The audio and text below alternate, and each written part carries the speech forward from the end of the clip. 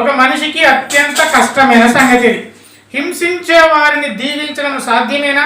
హింసించే వారిని ఏమనకుండా ఉండడం సాధ్యమవుతుందేమో కొంతవరకు, కానీ హింసించే వారిని దీవించడం సాధ్యమేనా? హింసించే వారిని దీవించి శపించకుండా ఉండడం సాధ్యమేనా? వాడు ఒక్క శాపం పెడితే మనము 10 శాపాలు పెడతామే. వ్యక్తిగతంగా నేను మిమ్మల్ని ఒక ప్రశ్న వేస్తున్నాను, మీరు ఎంతమందిని దీవించారు? మళ్ళా వేస్తున్నాను, మీరు ఎంతమందిని దీవించారు?